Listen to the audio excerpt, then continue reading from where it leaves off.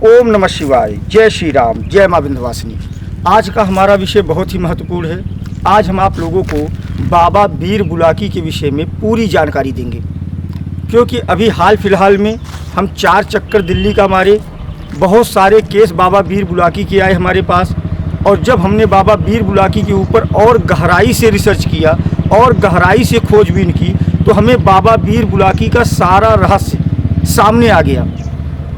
क्या वास्तव में बाबा वीर बुलाकी ही शरीर पे आके खेलते हैं कि कोई दूसरा आके खेलता है, ये भी रहस्य हमने जाना।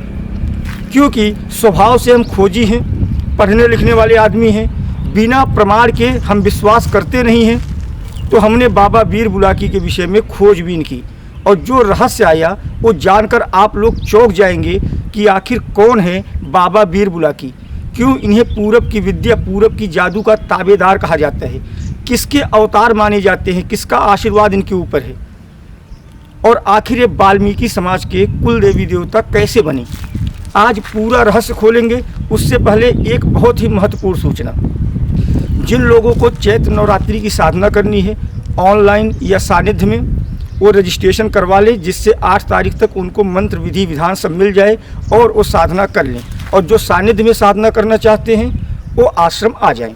8 तारीख तक उनको आश्रम पहुंचना अनिवार्य है। अब बताते हैं बाबा वीर बुलाकी की पूरी कथा, पूरी कहानी, एक बालक का मसान तक बनने का कहानी। आखिर क्यों बाबा वीर बुलाकी को 7 मासा कहा जाता है, पूरा रहस्य बताएंगे। कजरी वन में देवी बाछल छत पे चिड़ियों को दाना खिला रही थी। तभी एक बाज आया और एक चिड़िया को पकड़ा और लेके उड़ गया। तो चिड़िया की माँ रोने लगी, चाँव चाँव चाँव चाँव एकदम चिल्लाने लगी, रोने लगी, आवाज़ करने लगी, शोर करने लगी। देवी बाछल का दिल भर आया करुणा से। वो ये सोच के मजबूर हो गई कि आखिर एक चिड़िया के ऊपर क्या बीत रही होगी उसका संतान जब उसके पास नहीं है। इस दुख को अनुभव करने के लिए उन्होंने मन में ठाना कि मैं इस पीड़ा को भोगूंगी, क्योंकि मेरी वजह से इस चिड़िया का बच्चा गया है। क्योंकि दाना वो डाली, न दाना डालती, न चिड़िया आता, न बाज उसको लेके जाता। तो इस विचार में थी। तभी एक साधु, कहीं कहीं उल्लेख है कि नारद मुनि आए थे, लेकिन नारद मुनि का इस समय का कोई प्रमाण नहीं मिला, इसलिए हम बोल रहे हैं आप लोगों को। एक साधु आए, उन्होंने कहा अगर तुमको दुख अनुभव करना है, माता और पुत्र का वियोग अनुभव करना है, करुणा के अंत तक जाना है, तो इसके एक ही कारक हैं, वो है शनिदेव। क्योंकि दुख देने के कारक कौन है? शनिदेव। आप शनिदेव की पूजा कीजिए। देवी बाछल ने शनिदेव की आराधना की। काफ़ी वर्षों तक शनिदेव प्रसन्न हुए तो उन्हें वरदान दिए पुत्र का। अब देवी बाछल गर्भवती हो गई और 7 मास की, जब 7वां महीना चल रहा था, तो उन्हें लगा कि समाज के भय के कारण, क्योंकि उनकी शादी नहीं हुई थी, समाज के भय के कारण वो उसको जन्म नहीं दे सकती थी। तो गुरु गोरक्षनाथ के पास चली गई। गुरु गोरक्षनाथ ने अपने योग विद्या से 7 मास में ही वो बालक को पैदा किए और उसको 7 मासा कहा जाने लगा। वो बालक वीर बुलाकी था।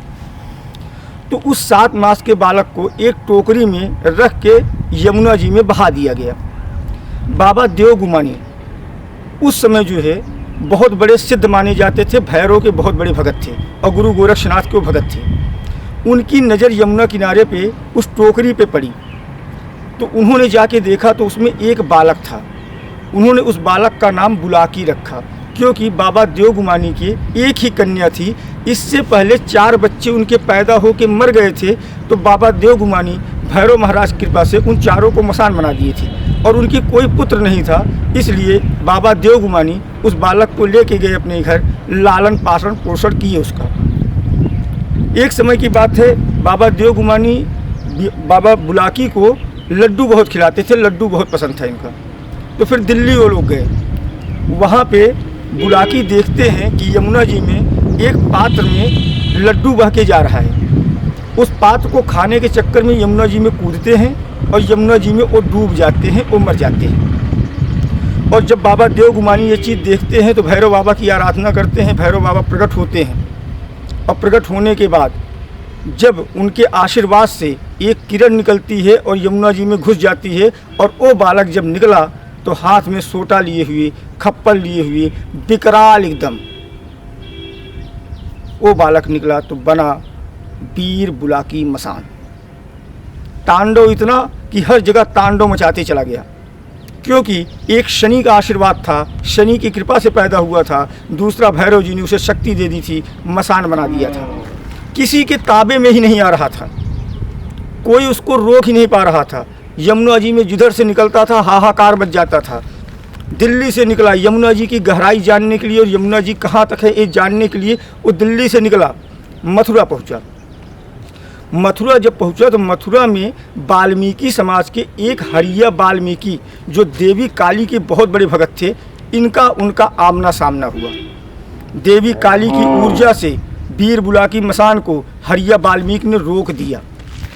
जब हरिया वाल्मीकि ने बाबा वीर बुलाकी मसान को रोक दिया तो वीर बुलाकी मसान कहा कि हमें यमुना जी की गहराई नापना है, अगर मुझे जाने दो वापस आऊँगा, तुम मेरे पहले गुरु बन जाओ। बोले ठीक है, लेकिन बोला एक शर्त है कि अगर कोई और मुझे रोक दिया तो मैं वापस आऊँगा और तुम्हें मार दूँगा।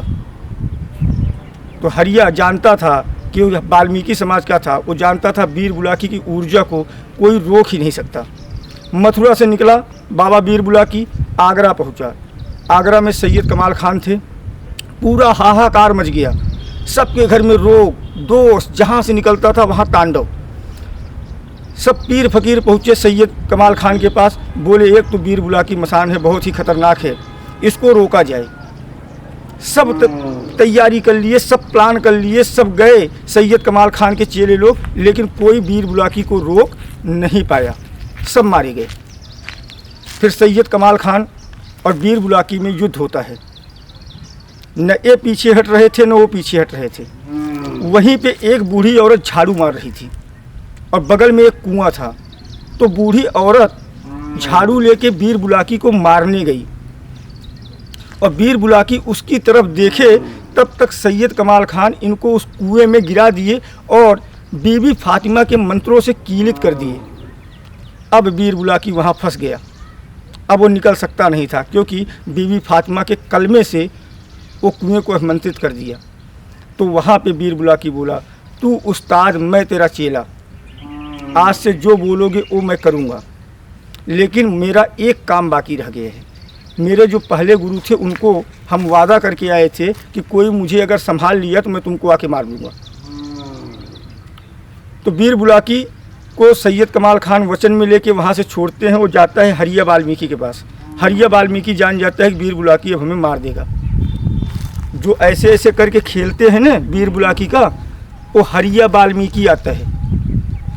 तो बाबा वीर बुलाकी हरिया वाल्मीकि को मार देते हैं, लेकिन उसको ये आशीर्वाद देते हैं कि आज के बाद मुझे जो सूअर लगेगा और शराब, ये तुम पियोगे, तुम रहो, खाओगे, तुम रहोगे, तुम रोग में चलोगे, दोष में चलोगे, मैले में चलोगे, कुचैले में चलोगे, हर जगह तुम चलोगे, और जो भोग हमें दिया जाएगा वो भोग हरिया वाल्मीकि तुम्हें मिलेगा।